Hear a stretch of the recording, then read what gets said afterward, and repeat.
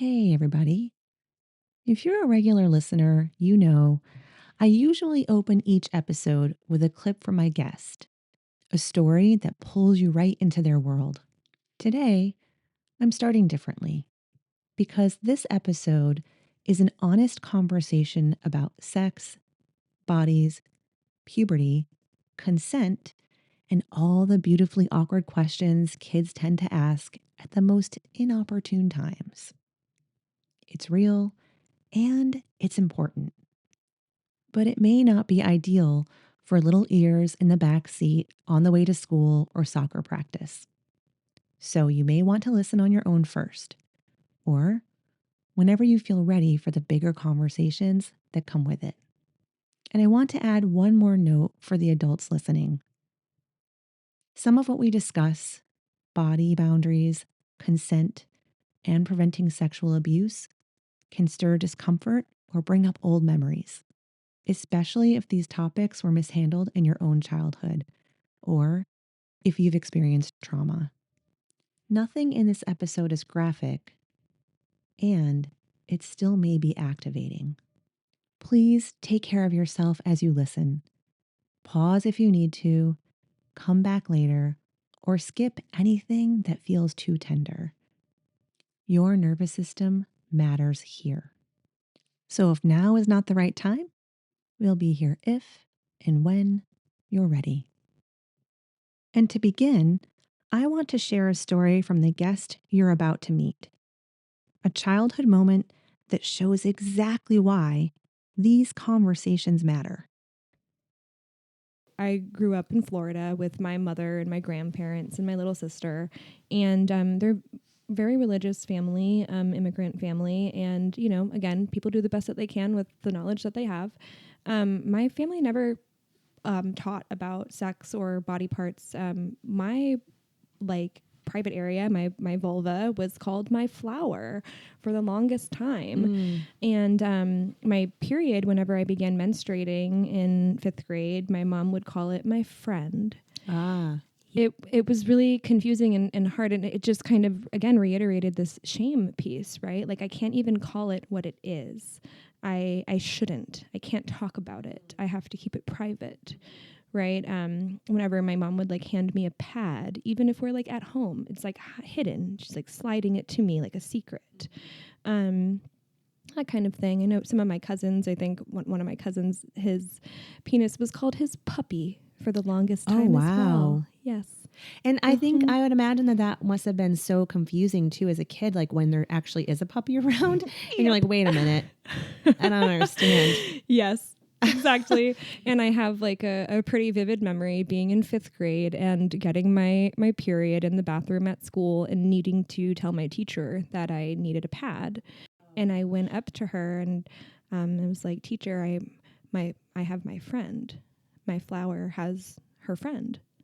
And the teacher's looking at me like, what in the world are you talking about, Meagan? She had no idea. And I had to keep describing it until I think I said something about blood in my underwear or something like that. Oh, wow. And then that's when she was like, oh, click, and then helped me to access the feminine products that I needed. But yeah, I mean, it's, and it was so hard. I was so embarrassed. I felt so ashamed. When I first heard that story, I felt it in my whole body because it captures the exact gap so many of us grew up inside. Not having the language for our own bodies doesn't just create confusion, it creates silence. It creates shame. It makes it harder to ask for help, harder to name pain, harder to tell the truth about what's happening to us. And what struck me most is how different today's guest approaches this with her own daughter. She doesn't use cutesy names.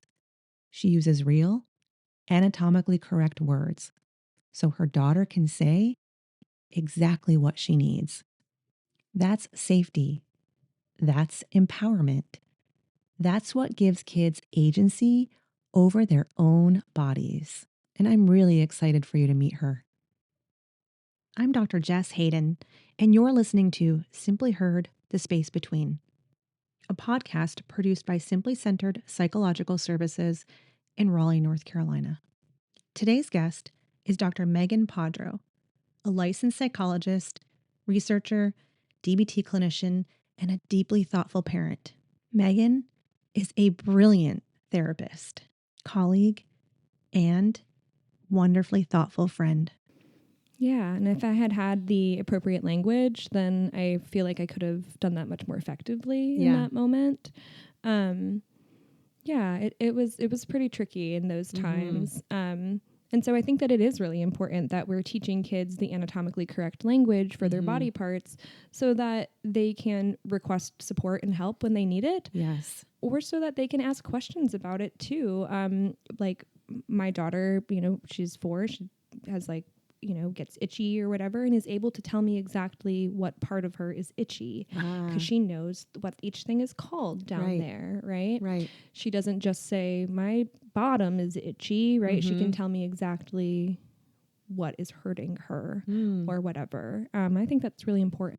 I think this is especially important when we talk about child self-advocacy and children's ability to tell you exactly what has happened in the event that someone does touch your child and they come to you and they say, mommy or daddy or brother, sister, someone touched me. In what way? Yeah. In what way? Or if you have the language of a flower, right? Oh, that man picked my flower or something. Like, Yeah, touched it. Touched my flower. Right. There's no way for me to really effectively communicate what indeed has happened to me, Right. hypothetically. Why is it that words like penis, vulva, vagina, testicles, and anus still feel wrapped in this strange cloak of shame? These are body parts, neutral, functional, human. And yet we treat them like they're Voldemort, the words that must not be named. So, for many of us, private parts became synonymous with secret parts. Parts we don't talk about. Parts we pretend don't exist in public. Parts we rename with a kind of nervous creativity.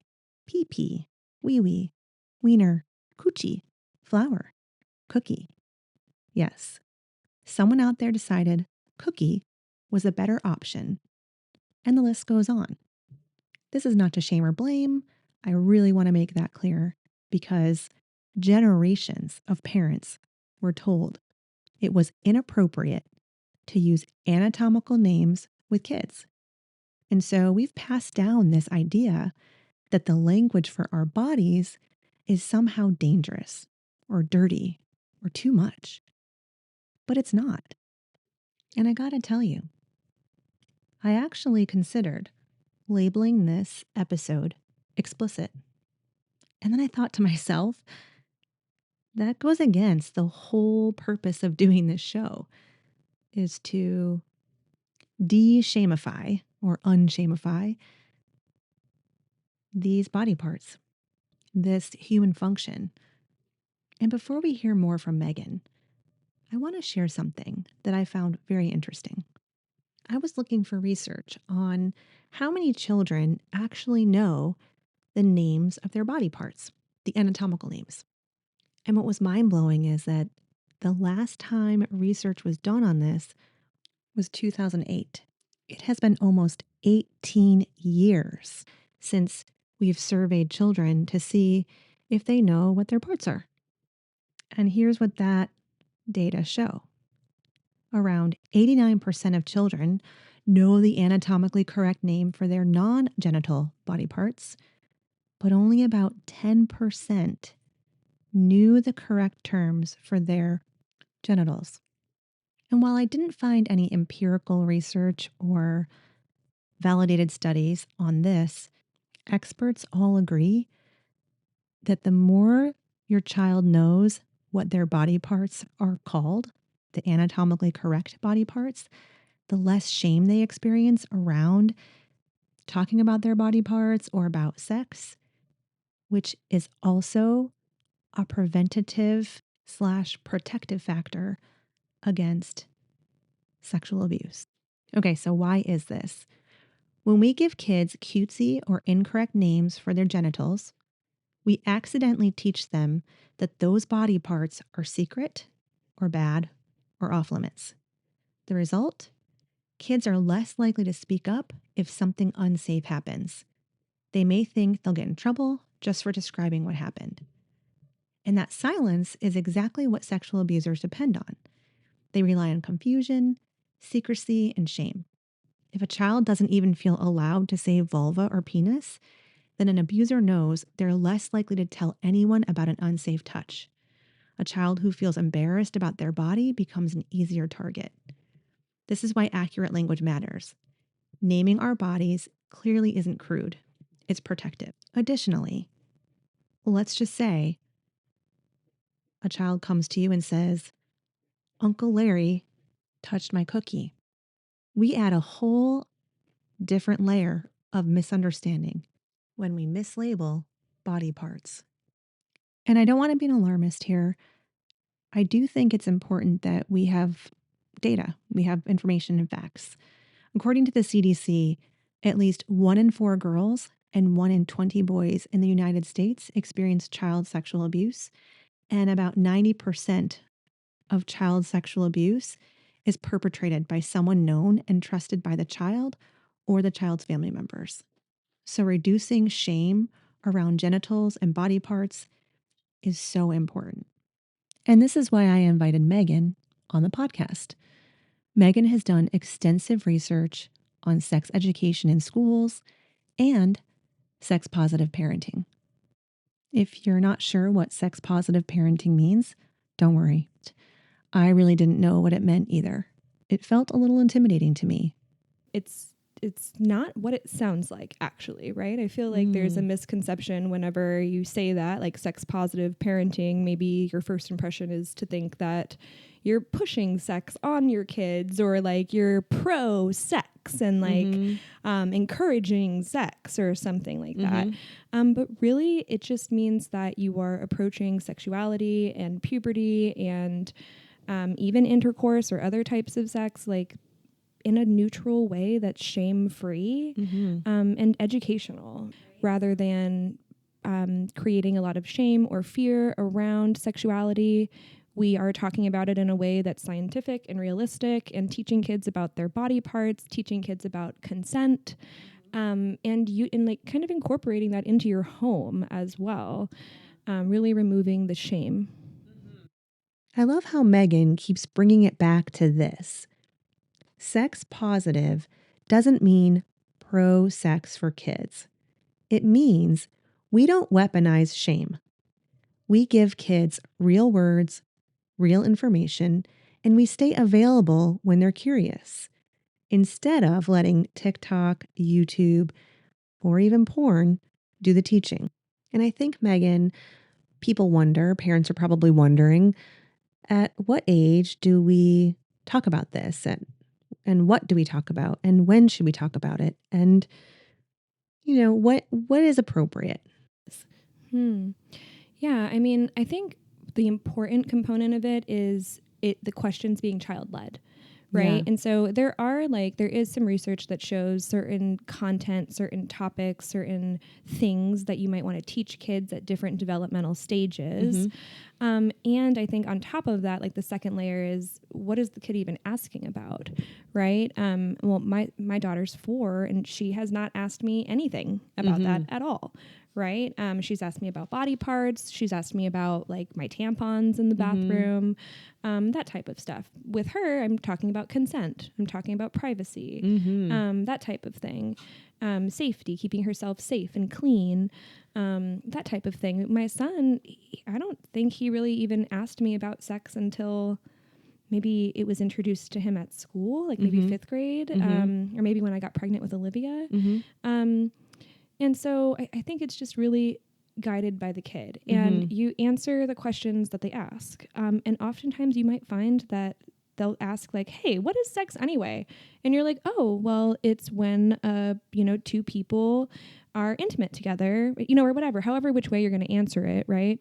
You might find that answer is enough. right? Sexual intercourse is when a penis enters a vagina, or it's when there's penetration or something. However you would like to describe that as accurately, anatomically accurate as possible, that might be enough. And they might not keep asking anything else. They're probably going to be like, ew, and then stop asking. I remember thinking I remember thinking when I was that age, like, that's really gross. Yes. Even my son still right now, sometimes he's kind of like, ooh, that's too far. I don't want to think about that at all. I'm not interested in that. And I'm like, okay, and I just let him kind of guide it. But I think it's really important too, especially with like all the social media stuff and the exposure that they have. My son will ask me questions about things he sees online, like random stuff that they encounter on the internet. I love how comfortable he is going to you about these kinds of things. It's such a testament to how this kind of transparency and openness creates an environment, and how I think safe he feels in talking to you about those things, and that he's not going to be shamed about that. And so, like, when we talk about shame, what are the dangers of kids feeling shame around sex? Like, why are we so concerned about that? Yeah, well, I think that it would lead to more secrecy, right? Like, if I feel ashamed about talking about this, or I feel really embarrassed or afraid even to ask my parent, then I'm gonna maybe keep it to myself or try and find that information elsewhere. And, maybe I search it on YouTube, and then I end up with more information than I really even needed, right?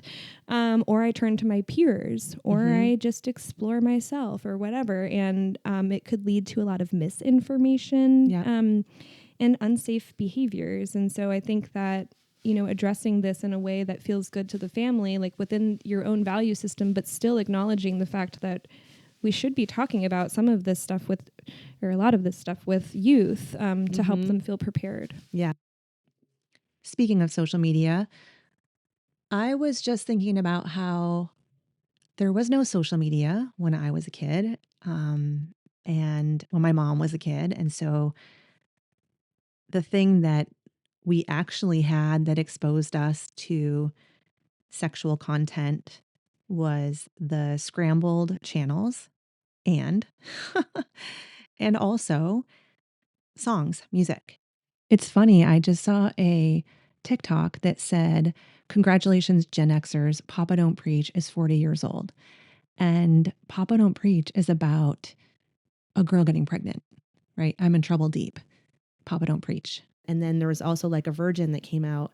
And I remember being like 8 or 9 years old and my mom saying, "Do you even know what that means?" Because I was like singing, "Like a virgin, touched for the very first time." Right. And I had no idea what it was. No idea. And so. And did your mom answer the question? Like, did she tell you what a virgin was? No. Yeah. See, sex positive parents would explain it in a very neutral way. Or maybe not even ask the kid if they know, but wait for the kid to ask themselves. Yes. Like, hey, Mom, what does this actually mean? What is a virgin anyway? Yeah. Like, oh, great question, Jess. Let me answer that. Yeah. And that's exactly what you're saying, Meagan. A sex positive parent wouldn't panic or shut it down. They'd actually answer the question in a simple, neutral way. For so many of us, though, that freeze response was all we ever saw. So, can you talk about how to answer those questions without oversharing and without scaring our kids? Yeah, that one's tricky. Again, like following your own value system too, in terms of like how in depth you want to go, and also following the kids' line of questioning, right? I kind of start as surface level as possible and then get into the nitty gritty, like as the questions emerge. I think I remember the first time my son asked me, like where babies come from. I said that, a women have a uterus and a baby grows in our uterus. And then a doctor or professor, somebody will help us get the baby out. Oh, okay. Da-da-da. And then that was enough for him at that time. Right. Yeah. Sometimes if you just follow the child's lead, they were going to get just what they want, like Yeah. baby in uterus, doctor out. Oh, okay, great. That's how babies are made. Like I Mhm. didn't even have to go into the whole like sperm egg thing, Mhm. right? And then like as it emerged, like as he would kind of ask me other questions, right? Like let's say he's experiencing his own puberty changes, right? And he'll be like, what does this mean? Why does this happen to Mhm. me? And this is where my sweet puppy starts to bark. So we didn't get to finish that sentence. What Meagan was going to say was that she tells him things as he asks, and she gives him the biological function of things. No different than farmers might tell their kids when they're raising pigs or sheep or horses. It's biology. And we can teach kids as early as infancy when we're changing their diapers or when we're teaching them how to use the toilet or when they show curiosity about our bodies or someone else's body. It doesn't have to be a sit down, serious conversation. And that actually reminds me of a really funny story when my great grandmother was ill in bed, and she was like laying on her back, like in the bed, and a physical therapist was coming and visiting her to help her with exercises and stuff.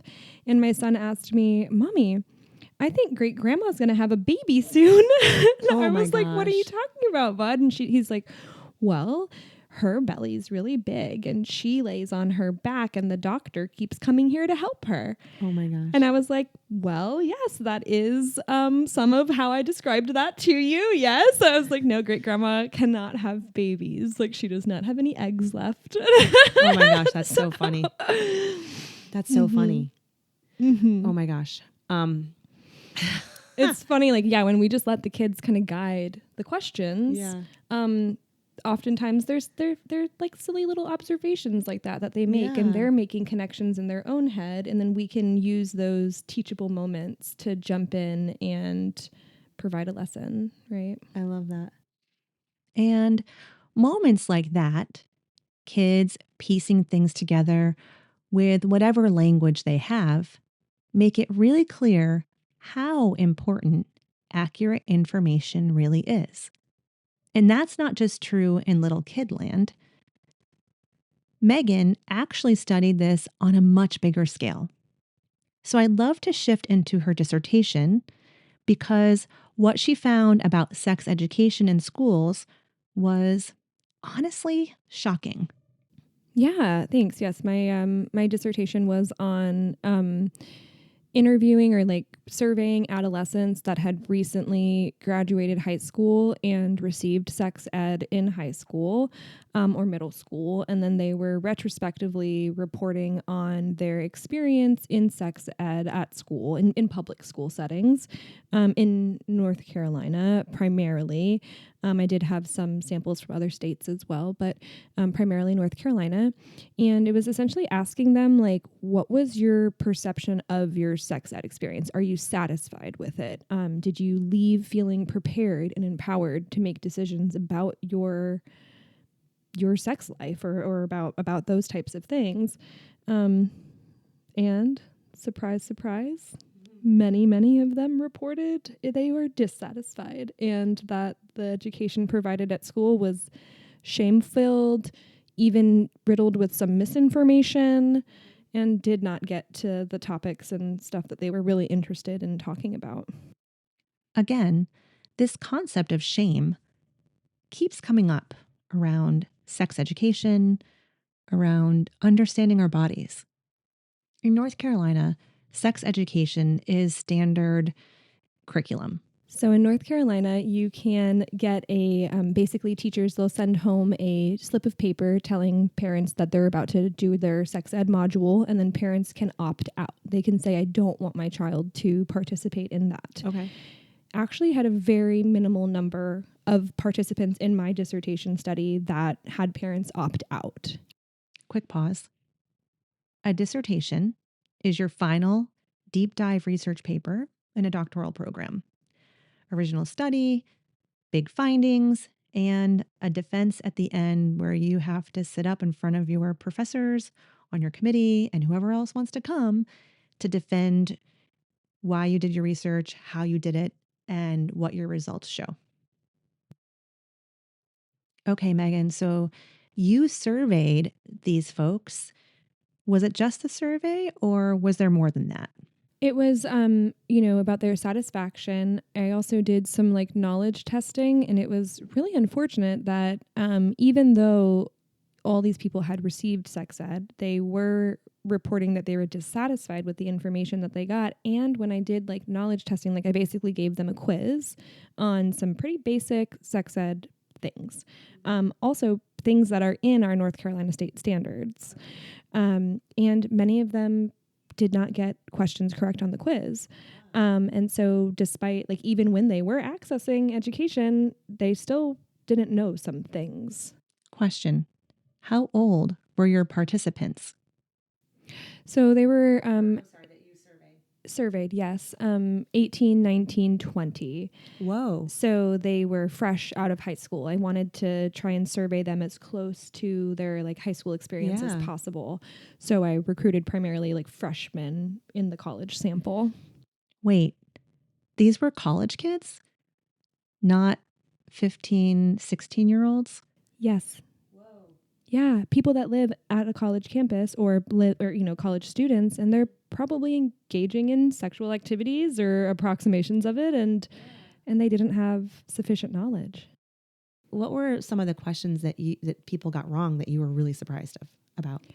Yeah, I think so. For example, many people did not understand how contraception works, how birth control works. They didn't know the different types of birth control, or that birth control doesn't protect from STIs. Oh, and STIs are sexually transmitted infections. That's actually the newer language that they use nowadays. Yes, that is correct. Yeah. Yes. I think still some people say STDs too, but the term, more modern term, I guess, is STIs. So yeah, I mean there were some students that those ages 18, 19 that didn't understand that how to use birth control for controlling birth and how to use other means like condoms to protect against STIs. Many of them didn't understand how some of the most common STIs function, like herpes, for example. Many of them did not even understand or did not know or did not demonstrate knowledge acquisition in female cycles, for example, like young women who have uteruses and ovaries don't know how they work. I think this is another good example of why it's so important to talk to your kids when they're younger about their bodies and reproductive health and the various STIs that are out there. Yeah. So herpes, there is also chlamydia, gonorrhea. Actually, our state has some pretty high incidences of chlamydia in youth. And genital herpes is much more common than one might think. And you can continue to function and live with herpes in your life as well. And a lot of youth didn't know that. And there's so much shame around it too. Yes.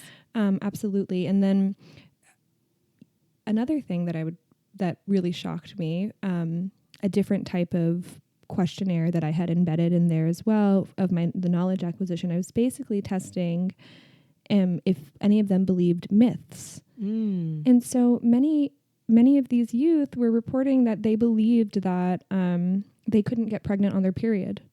Oh. Yeah. Yeah. Yeah. Or that is worrisome. Yes. Some of them didn't understand that a UTI is not in your vagina. Like a urinary tract infection is in your urinary tract. Yes. Myths like that, for example, that if I pee after I have sexual intercourse, I will reduce the likelihood of getting an STI. That's not true. Right. That is not true. Right. Or believing that if they took oral birth control pills, that was protecting them from STIs. And I mean, I don't know if it's the case that perhaps these students did indeed receive correct information and just weren't recalling it in this moment, right? Of course, there's some room for like a margin of error here. Maybe this is just, maybe they weren't really paying attention to my quiz, or maybe, something like that. So of course there's a margin of Yeah. error here. But it was really shocking. It was really shocking to me. Some of the other things too were around consent. So with consent, for example, there was some misunderstandings that once someone says yes, that it's yes for the rest of the time. Forever. This was a little unbelievable, yet not, that a huge number of college students genuinely thought that once you say yes to someone, it means you can't say no. A yes that can't be changed. A yes that doesn't expire. A yes that overrides your comfort, your safety, and your body. And you can't hear that without wondering, where did that idea come from? Because kids start learning about consent long before they ever encounter sex.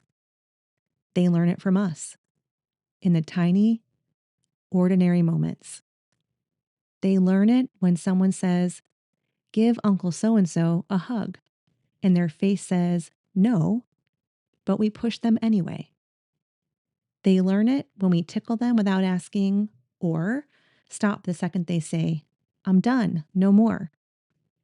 They learn it when we pause before posting a photo and say, "Is it okay if I share this?" Or we post anyway without thinking. Consent lives in the micro moments. And those micro moments matter even more now because today's kids grow up online before they grow up. They're navigating an internet full of misinformation, sexualized content, pressure, comparison, and algorithms that do not care about their development. And as someone who didn't really learn about consent as a kid, I too have given a hug without asking, touched someone's hair without asking. So I'm guilty of this too. And we're all human, we're all learning. Sex positive parenting isn't about telling kids everything at once. It's about giving them accurate language, safe conversations, and a place to ask the questions they're already carrying. It's teaching them that their body belongs to them and nobody else. It's teaching them that no is a full sentence. And it's teaching them that a yes only counts if they're free to change their mind. These are the foundations, the invisible lessons, the things we model long before our kids have any context for dating, relationships, or sexuality. And all of this, every boundary we honor, every conversation we normalize, every digital safety skill we teach becomes a blueprint they'll rely on when they're older. Which brings us to where we're going next. And when I say next, I mean next episode. I'm sorry to leave you on a cliff hanging. And I am really trying to keep these episodes under 30 minutes, and I've already failed or succeeded at failing. I want these to be easily digestible and short to keep your attention. So, next week, we're going to get specific. How to talk to your kids about consent without making it scary or overwhelming. How to weave consent into everyday life so it feels natural.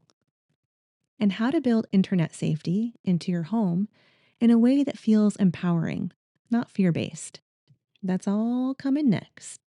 For now, I'd like to leave you with this one truth: consent isn't a one time yes, it's an ongoing conversation, and your kids are learning it long before you think they are. When we honor our kids' boundaries now, we're teaching them how to honor themselves later. And to everyone listening, thank you for stepping into this conversation with us. These are the hard ones, the essential ones. If you want to keep this conversation going, hit that subscribe button. I'll be releasing part 2 next week. If you'd like to work with Dr. Meagan Padro, you can find her at 3C Family Services in Morrisville, North Carolina. Dr. Padro also does telehealth if you don't live in the area. For more insights and behind the scene moments, head over to Instagram or TikTok at Dr. Jess Hayden. If you'd like to work with me, you can find me at Simply Centered Psychological Services in Raleigh, North Carolina. Simply Heard, The Space Between is produced by Simply Centered Psychological Services in Raleigh, North Carolina. And I'm Dr. Jess Hayden. Until next time, take care. Simply Heard, The Space Between is for educational purposes only and not a replacement for therapy. If you need urgent emotional support, please dial Lifeline at 988. If you're in need of a therapist but are unsure of where to start, try Psychology Today and then cross-reference with the local licensing board. If you or someone you love has been sexually assaulted or abused, you're not alone. Contact RAINN's National Sexual Assault Hotline. That's RAIN's National Sexual Assault Hotline at rain.org, or you can call 1-800-656-HOPE. They also have an online chat, and you can text HOPE to 64673.